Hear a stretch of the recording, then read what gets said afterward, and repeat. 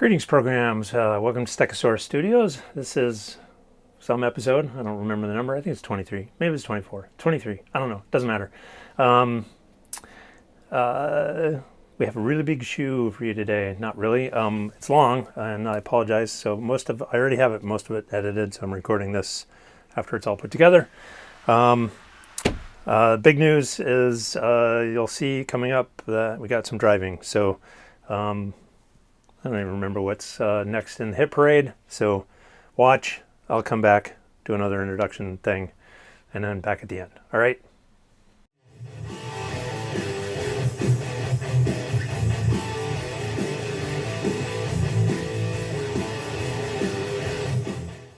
Just quick video. I got the seat mounted on the frame.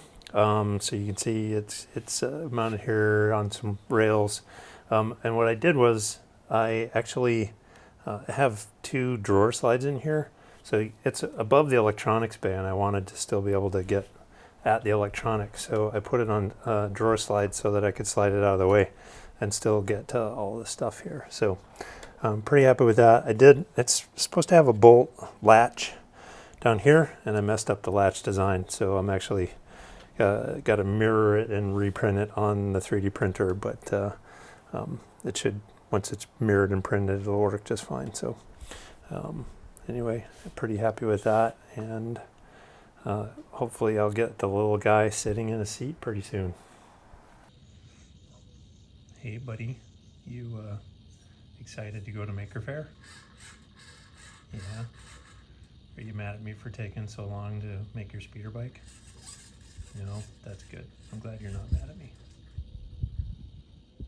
So recording this segment, I have no idea where this is going to end up in the next episode, but I'm doing it now since I'm thinking about it. So two things. The most important one, the air spring. This is air spring, the block, and then air fittings, and it goes to a little Schrader valve that we can pump it up. This is a temporary setup. So a couple of things on this. So this little thing in here it's a homemade fitting that Travis made. And on this one, this is the one up from the right side. It's leaking air fast, pretty bad. The other one seems to be holding, but just getting this assembled is it's kind of a pain in the butt the way I designed it. So I've asked Travis if he would make me a different fitting for this, and he's agreed to, so he's gonna get those done. But in the meantime, I need something. I haven't been able to do the drive tuning because I've been struggling with the stupid leaks.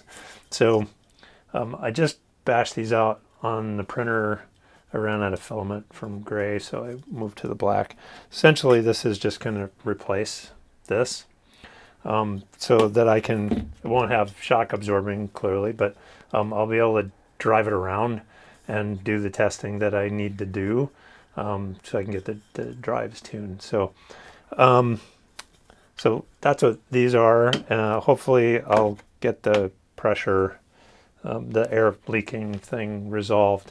But I've learned some stuff in the testing that I didn't think about in the design. So I'll post a picture of it when I edit this video, but there's a tie rod that goes from the rack and pinion system to the kingpin.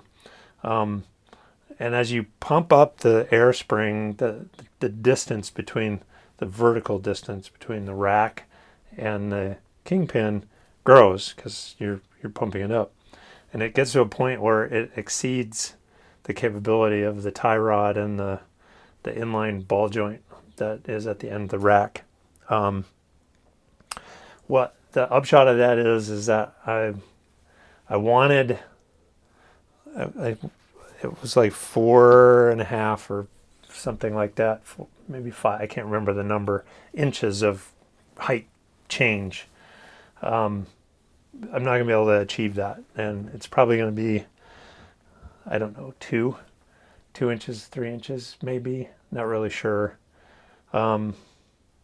So this may spell the death of the ability to tilt the speeder in the corners. It makes me sad.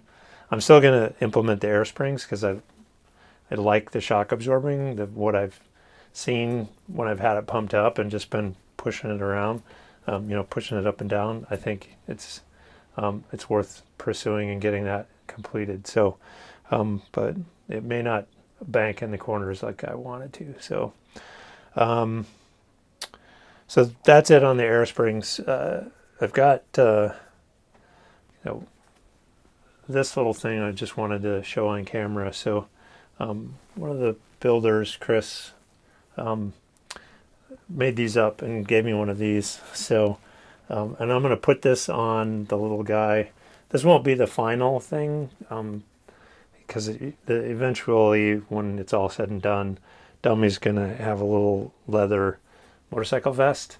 But for the interim, this says emotional support droid, do not pet, which is cute. So at Maker Faire, which is in about a month, he'll be sporting that red shirt. And I know I have video of him moving his head. So, and he's in the seat. Actually, I need to go out. I'm going to go out and record a little bit about some of the stuff that's on there. But he's almost ready to go. It's really just the tuning the drive system is really all that's left for Maker Faire. So I'm kind of ahead of my personal schedule. I've been working on the redesign of the arms, so which is ahead of schedule. So I'm hoping I can stay ahead of schedule and actually get this thing done someday. So anyway, that's it for this segment, and I have no idea what other segments are coming. Well, I recorded this video once already, and I must not have pushed the button or something. I don't know. So recording it again. So here he is with his little shirt on. But the other thing I wanted to show is the foot peg design. So you can see it meshes, it screws in and uses an actual T-nut in the aluminum extrusion. And I tried to give it some, some detail, the cross hatching and stuff. So his feet are screwed in, and he's sitting there. He's missing his forearms because they're on the desk right now because I'm working on them. And then these things, which I just talked about, at least in my world, just talked about a few minutes ago on camera. I have those now installed. I'm still printing the one for the front, and when it comes off the printer, then I'll get that one on, and then I'll start driving this bad boy. And yeah, that's it. Hey, well, I think I mentioned that I've been working on the arm redesign, the forearm redesign, wrist redesign. So let me show you where I'm at. So this is the old wrist design, big, bulky, and it was copied over from the left. This just happens to be the right. So I have replaced all of this section with this little U-joint from McMaster Car, and that's going to work a lot better. And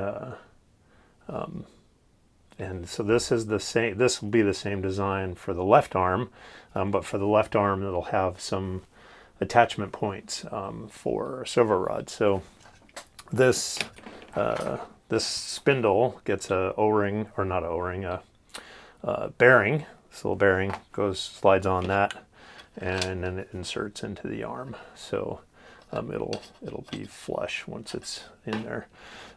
So that's going to look a lot better and work a lot better than this big bulky thing that I originally designed. So just to refresh, this big cradle and these tie points and everything, it was all intended to use Bowden tubes with fishing line to operate. I did a bunch of bench testing, and I didn't really love the design.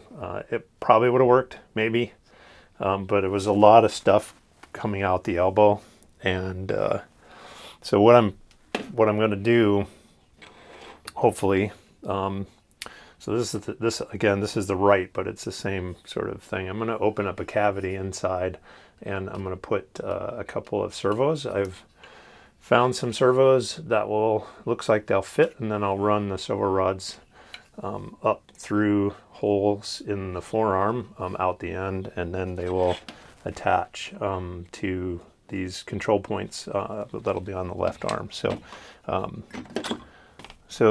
redesign. Yeah, the right arm, this morning I'm gonna put this together and put it back on the Droid, so the right arm will actually be done. The left arm, I still have work to do. And I know I need to get the speeder out and drive it. That's gonna happen tomorrow, hopefully. So it's ready to go. I just get my wife to help me carry it out front, and we'll drive it around the cul-de-sac and see how it works. And we'll get that all on film, all right? Okay, well, it's tomorrow. I actually did the driving yesterday, so the same day as I recorded the last little bit where I said tomorrow, but it's now tomorrow. Time travel is so hinky, weird. Anyway, and you're probably not watching this tomorrow or today. You're probably going to watch it tomorrow. Tomorrow's tomorrow. Today's tomorrow, or something like that. Anyway, yeah, so the story was we were just relocating the speeder to the garage, and I went ahead and drove it. So watch the footage. It's kind of cool. And I'll be right back. Okay.